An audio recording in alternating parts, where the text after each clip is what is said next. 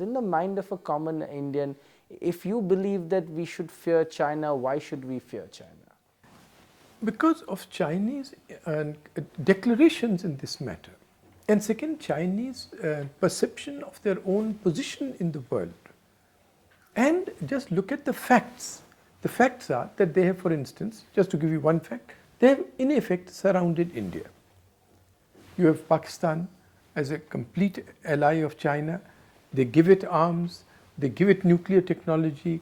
Now it has been disclosed by Pakistani authorities that they gave it uranium for their atomic explosions. It is entirely likely that they carried out the atomic explosions for Pakistan in Chinese sites.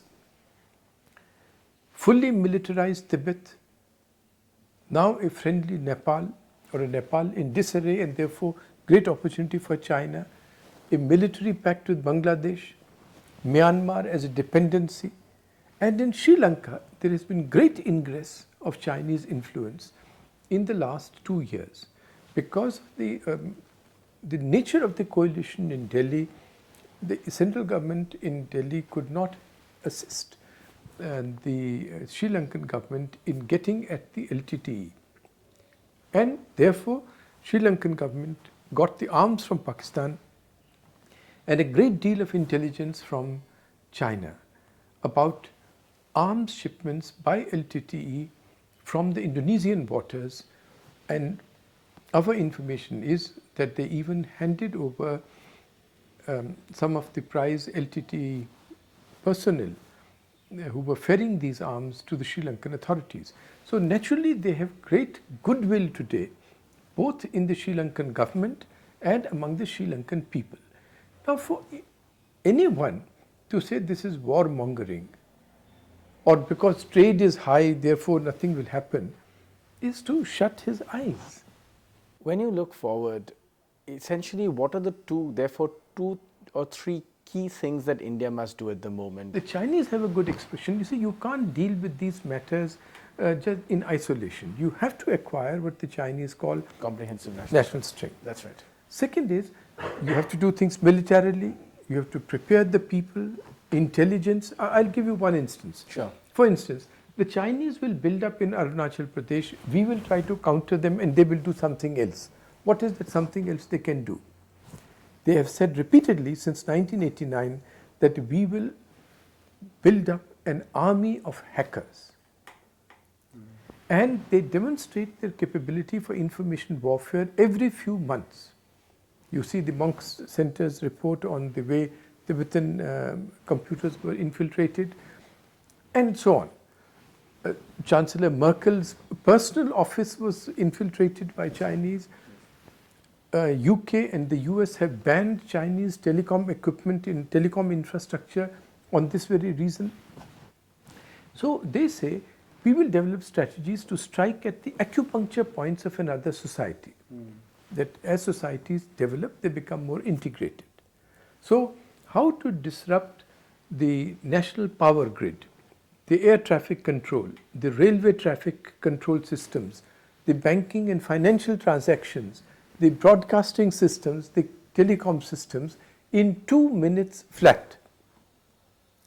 The society is disoriented. Now this capability has been shown even by Russia, even in its current state, both in regard to Estonia and in Georgia. That's right. Chinese routinely demonstrate their ability in this by smashing networks in the US. They would certainly have developed this capacity in India. We are idiots. Even in telecom infrastructure, we are allowing their equipment. I know from personal knowledge of the work which was begun when I was in the government for firewalling our critical infrastructure against assaults of this kind. And I am very sorry to say, and I had to say this in the presence of the Prime Minister in Parliament, that that work just came to a standstill. And because everybody is making money and so on and busy in other things, and we remain exposed. So we will think we have done something on Arunachal Pradesh and they will do something else. So you have to prepare for all levels of activity because that will be determined by the other fellow. So it's not one or two things, everything. Okay, leaving aside China for a moment, as we come to the end of this interview, I personally wanted to ask you a question.